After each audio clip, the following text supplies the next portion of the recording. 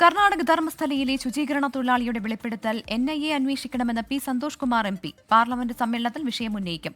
CPI പ്രതിനിധി സംഘം സ്ഥലം സന്ദർശിക്കുമെന്നും P. സന്തോഷ് കുമാർ 24നോട് പറഞ്ഞു. Rajya Sabha MP P. സന്തോഷ് കുമാർ 24നൊപ്പം ചേരുകയാണ്. ഇപ്പോൾ ധർമ്മസ്ഥലയിലെ ഈ വിഷയം ഇപ്പോൾ താങ്കൾ ഏറ്റെടുത്തപ്പോൾ ഒരു കത്ത് അയച്ചിട്ടുണ്ട്. ഇപ്പോൾ എന്താണ് ഇപ്പോൾ വലിയ രീതിയിൽ ചർച്ചയാവുന്നുണ്ട്, പിന്നെ എന്താണ് നടപടികളാണ് വേണ്ടത്? യഥാർത്ഥത്തിൽ നമ്മുടെ സ്വതന്ത്ര ഇന്ത്യയിലാണോ നടന്നത് എന്ന് സംശയിക്കേണ്ട തരത്തിലുള്ള അതിഭീകരങ്ങളായ സംഭവങ്ങളാണ് ധർമ്മസ്ഥലയിൽ നടന്നിട്ടുള്ളത്. 979 മുതൽ ആരംഭിച്ചതാണെന്നാണ് പറയുന്നത്. അതിൻ്റെ ചരിത്രമൊക്കെ നമ്മൾ മാറ്റി നിർത്തിയാൽ പുതിയൊരു കാര്യം എന്താണെന്ന് പറഞ്ഞാൽ, ഒരു മനുഷ്യൻ മനസാക്ഷി കുത്തുകൊണ്ട് വന്നിട്ട് മൃതദേഹങ്ങൾ കുഴിച്ചിട്ട കാര്യം പറയുകയാണ്. അതിപ്പോൾ ഒരു സാക്ഷിക്കുള്ള പ്രൊട്ടക്ഷൻ എടുത്തുകൊണ്ട് അദ്ദേഹത്തെ മാറ്റി നിർത്തിയിരിക്കുന്നു. ആ സ്ഥലത്ത് പോയി ഒരു പ്രാഥമിക പരിശോധന നടത്തിയപ്പോൾ ചില തെളിവുകൾ കിട്ടി. പക്ഷെ അത് പിന്നീട് അന്വേഷണം നടത്തുന്നതിനോ പരിശോധിക്കുന്നതിനോ ഒന്നിനും കർണാടകത്തിലെ ഗവൺമെൻറ് പോലും സന്നദ്ധമാവുന്നില്ല. നമ്മുടെ അറിവുകൾ വെച്ചിടത്തോളം നമുക്ക് അവിശ്വസനീയമാണ് ഈ നടന്നിരിക്കുന്ന കാര്യങ്ങളെന്ന് പറയുന്നത്. അപ്പോൾ അതുകൊണ്ട് അതിനകത്തൊരു സമഗ്രമായ അന്വേഷണം വേണം.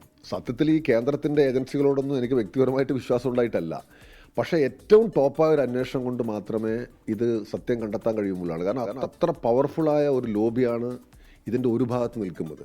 പിന്നെ പലരും ഈ വിഷയം ഏറ്റെടുക്കാൻ മടിക്കുകയും ചെയ്യാണ്. 24 നടത്തുന്ന പ്രവർത്തനം വളരെ മാതൃകാപരമാണ്. എന്ന് പറഞ്ഞാൽ നമ്മുടെ നാട്ടിൽ നൂറുകണക്കിന് മീഡിയ ഗ്രൂപ്പുകളും പിന്നെ ചാനലുകളൊക്കെ ഉണ്ടായിട്ടും പലർക്കും ഇത് ഏറ്റെടുക്കാൻ ധൈര്യമില്ല.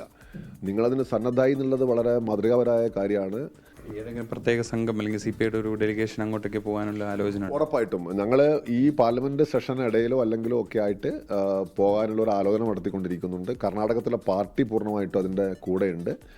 ഇടതു പാർട്ടികൾ സ്വാഭാവികമായിട്ടും ഇത്തരമൊരു മുന്നേറ്റത്തിൻ്റെ കൂടെ നിൽക്കുന്നുള്ളതാണ്. സ്പെസിഫൈ ചെയ്ത് ഏതെങ്കിലും ഏജൻസികൾ അന്വേഷിക്കണമെന്ന് ഉന്നയിക്കുന്നുണ്ടോ? പ്രശ്നം ഈ NIA എന്ന് പറയുന്നത് ബേസിക്കലി ഒരു ടെററിസം റിലേറ്റഡ് ഏജൻസിയാണ്. പക്ഷേ ഇന്ന് നമ്മുടെ രാജ്യത്തുള്ള ഏറ്റവും ലഭ്യമായിരിക്കുന്ന ഏറ്റവും സ്ട്രോങ് ആയ അതിൻ്റെ സംവിധാനങ്ങളൊരു ഏജൻസി ആയിട്ടാണ് നമ്മൾ NIA കാണുന്നത്. അതിന് ടെക്നിക്കലി അതിൻ്റെ എന്ന് പറയുന്നത് ഒരു ആൻറ്റി ടെററിസം ഏജൻസിയാണ്.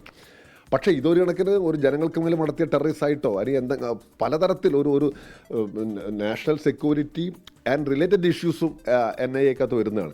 അപ്പോൾ എങ്ങനെയെങ്കിൽ ഏതെങ്കിലും തരത്തിൽ ഇന്ത്യയുടെ ഏറ്റവും ശക്തമായ ഒരു ഏജൻസി അന്വേഷിക്കണമെന്നുള്ളതാണ്. പാർലമെന്റ് സമ്മേളനം തുടങ്ങുമ്പോൾ അത് ഓൾ പാർട്ടി മീറ്റിങ്ങിനകത്ത് ഉൾപ്പെടെ ഉന്നയിക്കണം. പിന്നെ പാർലമെന്റ് സമ്മേളനങ്ങളിൽ പ്രശ്നങ്ങൾ ഉന്നയിക്കുന്നതിനുള്ള ചില പരിമിതികളുണ്ട്. ചിലത് ഉന്നയിക്കാൻ അനുവദിക്കണമെന്നില്ല. അത് ആ നടപടിക്രമങ്ങൾ ശ്രദ്ധിക്കുമ്പോൾ മനസ്സിലാക്കാൻ സാധിക്കും. നമുക്ക് താല്പര്യമുണ്ടെങ്കിലോ ആഗ്രഹമുണ്ടെങ്കിലോ അത് പറ്റണമെന്നില്ല. പക്ഷെ ഇവിടെ ഏതെല്ലാം സന്ദർഭങ്ങളിൽ ഈ വിഷയം ഹൈലൈറ്റ് ചെയ്യാൻ കഴിയോ ഹൈലൈറ്റ് ചെയ്യുന്നുള്ളതാണ് ഉറപ്പ് നൽകാനുള്ള കാര്യം.